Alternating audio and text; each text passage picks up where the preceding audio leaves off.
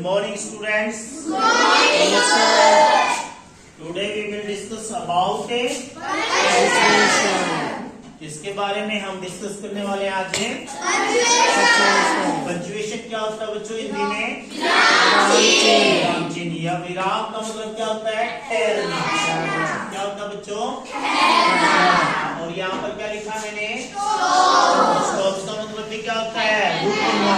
हाँ भाई, क्या होता है? ठहरना। एक ही बात है, स्टॉप या पंचुएशन। सबसे पहले हमें इनकी आइडेंटिटी कर लेते हैं कि भाई ये हमारे जो साइन दिए गए हैं इनको क्या क्या बोला जाता है। ये क्या है? सबसे पहले फुल स्टॉप। मैथ में डेसिमल का काम करता है, करता ना? Yes, sir. तो फुल स्टॉप का क्या साइन है भाई? ये जो पॉइंट है, ठीक है आपका, इसको क्या कहा जाता है भाई? Full stop. जब इंग्लिश में आपकी कोई स्टेटमेंट पॉजिटिव हो, एडजेक्टिव हो, नेगेटिव हो, जब कोई स्टेटमेंट देते हैं उसके बाद में क्या लगाया जाता है इंग्लिश में? फुल स्टॉप लगाया जाता है। इसके बाद क्या भाई? कॉमा। जब हमें 1, 2, 3 चीजें लगातार लिख रहे हो तो हम वहाँ पर क्या लगाते हैं बीच में? कॉमा। इसके बाद क्या है?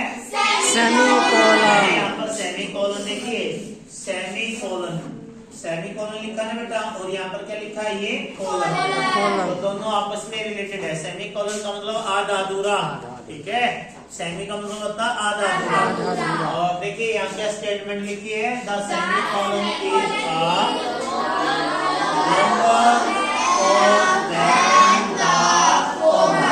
यानी जहाँ आप कोमे पर ठहराव करते हैं, कोमा लगाते हैं, उसी बात को हम थोड़ा सा और रुक कर बताएं, ठहर कर बताएं, तो वहां पर किसका यूज किया जाता है? सेमीकोलन। एग्जाम्पल ले लीजिएगा। Take care of your health. अपने स्वास्थ्य का ध्यान रखो, वरना तुम बीमार हो जाओगे। तो यहाँ पर क्या लगाया मैंने? ये देखिए बेटा, अच्छा, कोलन की स्टेटमेंट भी ऐसी है, जहाँ हमने कोमा लिखा वहाँ पर क्या लिखना पड़ेगा?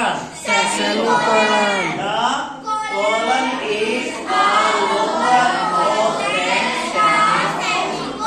इसका एग्जाम्पल देखिए। रोहन यानी रोहन 4 खेले खेलता है। जैसे कि अब बताओ नहीं, यहाँ पर क्या कह रहे बेटा? यहाँ पर क्या है ना, 4 खेल खेलता है। अब आपको क्या सुनना है? कौन सी गेम खेलता है? तो उससे हम क्या लगाएंगे? यहाँ पर एक कोलन लगाएंगे बच्चों। जैसे वॉलीबॉल है तो वॉलीबॉल के बाद क्या लगाना चाहिए? क्रिकेट के बाद क्या लगाना चाहिए? टेनिस एंड फुटबॉल के बाद क्या लगाना चाहिए? ठीक है, होता है आपका कोलन। अंडरस्टैंड बेटा? इसके बाद है डैश। क्या है? ये जब आपका जैसे कि माइनस का साइन लगाते हो ना, थोड़ा सा बढ़ाओ, वो क्या होता है बेटा? डैश। क्या आपका? हाइफन। ठीक है, ये मैं बताऊंगा हाइफन क्या होते हैं कंपाउंड सेंटेंस में। Brother in law, sister in law, father in law, ठीक है। और आगे इन्वर्टेड कॉमा और एक कोटेशन मार्क। ये कहाँ देखे जब कहाँ आपको इसका यूज करना पड़ता है बेटा? रिपोर्टेड स्पीच के अंदर। रिपोर्टेड स्पीच के अंदर पहला लेटर क्या होता है भाई? कैपिटल। कैसा होता है पहला लेटर? कैपिटल। उसके बाद है बेटा क्वेश्चन मार्क। जब भी आपकी स्टेटमेंट ये हो कि आपसे कोई क्वेश्चन आस्क किया जा रहा है तो बेटा वहां पर क्या आता है? इसके बाद क्या है? Mark of exclamation. Mark of exclamation यानी कि जब हमारे मन में से सडन फीलिंग आउट होती है बेटा, तब किसका यूज करते हैं हमें? एक्सप्रेशन यानी कि एक्सप्रेशन शो करने के लिए। जैसे हम मैच खेल रहे बेटा, मैच जीत के हम कहते हैं गुड। हमारी कोई चीज गुम हो जाए, हमें नुकसान हो जाए, दुख हो जाए, हम कहते हैं अलास, है ना? और कुछ चीजें देखिए कहते छी छी छी, वो होता बेटा फाइन, है ना? कोई चीज हम चल रहे रास्ते पर है और हमारा मतलब कि ध्यान चला गया ऐसी चीज पर है तो हम कहते हैं छी, है ना? अचानक से हुआ ये, अचानक से, तो फाइन होता बेटा छी छी, फाइन, ठीक है। और आए, ये सारे कैसे वर्ड है? एक्सक्लेमेशन वर्ड है। कैसे वर्ड है बेटा? एक्सक्लेमेशन वर्ड है, ठीक है। इसके बाद है ब्रैकेट्स। ब्रैकेट्स का यूज आपको पता है, 3 तरह की ब्रैकेट्स का हम यूज करते हैं। ठीक है, वो मैथमेटिक्स की टर्म में यूज करते हैं आप लोग। इसके बाद है एपोस्ट्रोफी। एपोस्ट्रोफी का मतलब क्या होता है बेटा, ये वाला, ठीक है। जैसे मैंने लिखा यहाँ पर है राकेश और यहाँ पर लिख दिया, और यहाँ पर लिख दिया राकेशन, तो यहाँ पर क्या बेटा, राकेश का बेटा। तो ये वाला जो स्टेटमेंट है ये क्या बेटा आपके लिए है एपोस्ट्रोफी, क्या ये एपोस्ट्रोफी। इसके बाद है कैपिटल लेटर। आपको पता है इंग्लिश अल्फाबेट स्मॉल लेटर में लिखी जाती है और कैपिटल लेटर में लिखी जाती है।